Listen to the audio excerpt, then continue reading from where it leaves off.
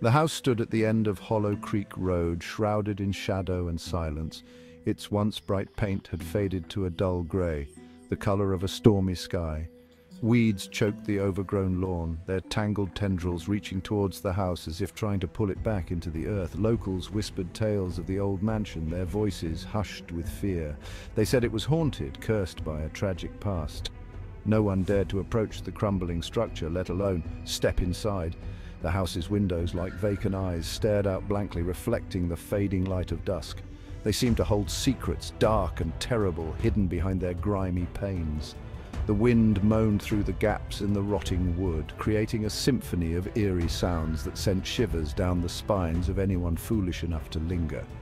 The house on Hollow Creek Road was a testament to decay and despair, a monument to forgotten tragedies that whispered on the wind. Sarah had heard the stories, of course. Every town had its share of ghost stories, tales meant to frighten children and keep them away from dangerous places. But Sarah didn't believe in ghosts. She believed in logic, in reason, in the tangible evidence of the real world. She was determined to prove that the stories about the house on Hollow Creek Road were nothing more than that, stories.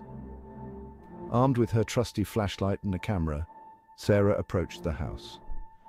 A shiver ran down her spine as she stepped onto the overgrown lawn, the silence broken only by the crunch of gravel beneath her feet. She raised her camera, snapping a photo of the imposing facade. The house seemed to loom over her, casting a long, menacing shadow that stretched towards her like a skeletal hand reaching out from the grave. Taking a deep breath, Sarah pushed open the creaking gate and entered the yard. The air inside the house was heavy with the scent of decay and dust. Cobwebs hung from every corner, shimmering like ghostly shrouds in the faint beam of Sarah's flashlight. Dust covered every surface, a thick blanket of neglect that muted the colors and swallowed the sounds. Sarah ran her fingers along a dusty table, leaving a trail in the grime. It felt like the house itself was trying to discourage her, to warn her away. She climbed the grand staircase, its once polished wood now rough and splintered. The air grew colder as she ascended, the silence more oppressive. She could hear the sound of her own breathing, amplified in the stillness. The shadows seemed to dance around her, twisting and contorting in the flickering beam of her flashlight.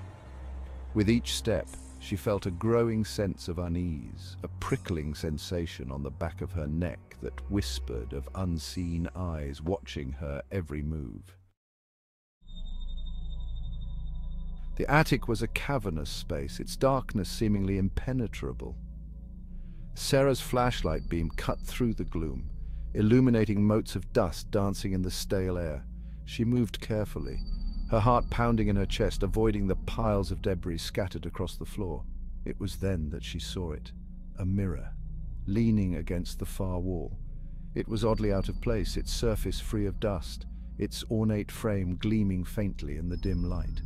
Intrigued, Sarah approached the mirror, wiping away the remaining cobwebs with her hand. She raised her camera, snapping a photo of the mirror, its surface reflecting nothing but darkness. But when she looked at the photo on her camera's digital display, her blood ran cold. Standing behind her in the reflection was a figure shrouded in shadow, its eyes glowing with an eerie light.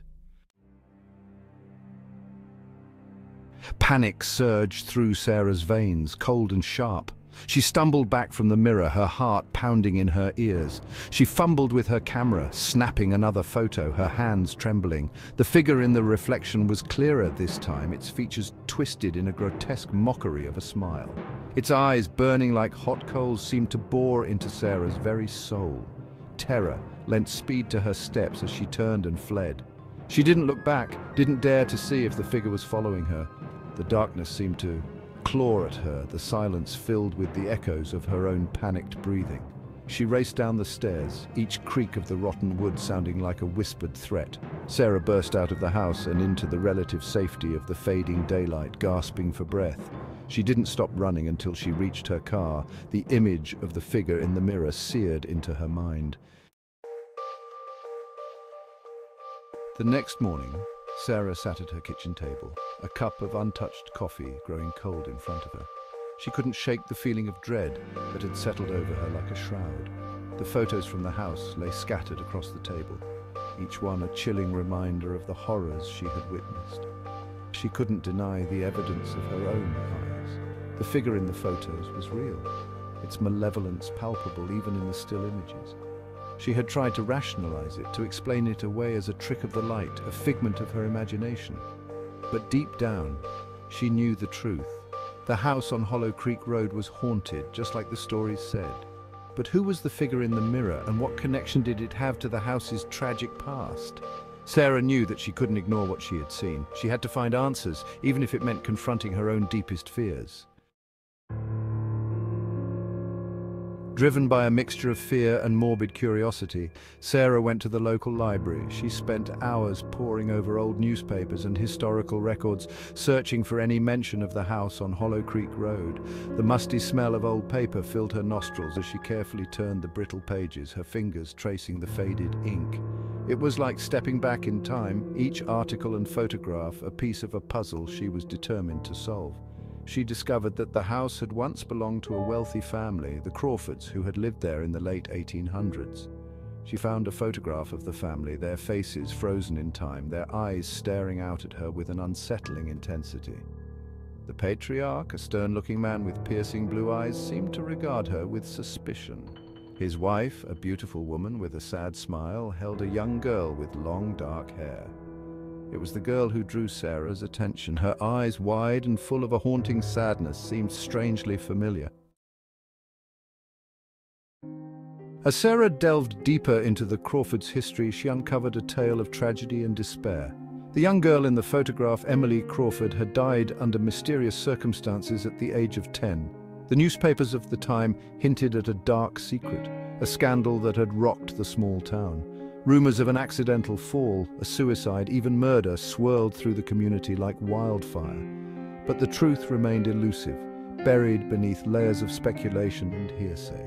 One article mentioned a prized possession of Emily's, an antique mirror, a gift from her late grandmother. The article went on to describe the mirror in detail, its ornate frame, its unusually clear reflection. Sarah's heart skipped a beat as she realized that the description matched the mirror she had seen in the attic. Could it be the same one? And what was the connection between Emily's death and the mirror? A cold realization washed over Sarah. The figure in the mirror, the one with the haunting eyes, it wasn't a monster, a demon, or some malevolent entity. It was Emily, trapped in the mirror, her spirit unable to find peace. The distressed face in the photos, the growing clarity. It wasn't malice, it was desperation. Emily was trying to reach out, to tell her story, to find someone who would listen. Sarah felt a wave of sympathy for the young girl, trapped for over a century in the darkness. She had to help her. But how? She didn't know the first thing about releasing spirits or breaking curses, but she knew she couldn't just walk away. She had stumbled upon Emily's story, and now it was her responsibility to see it through. Sarah returned to the house on Hollow Creek Road, this time not with fear, but with a sense of purpose. She climbed the stairs to the attic, her hand hovering over the doorknob. She took a deep breath and pushed the door open. The air was still, heavy with the weight of the past. The mirror stood where she had left it, its surface reflecting the dim light filtering through the grimy window. Sarah approached the mirror slowly, her gaze fixed on her own reflection. "Emily," she whispered, her voice trembling slightly. "I'm here to help."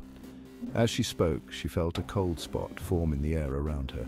The mirror's surface rippled like water disturbed by a gentle breeze. Sarah's reflection wavered, then disappeared, replaced by the image of a young girl with sad eyes. Emily's story was waiting to be told, and Sarah was ready to listen.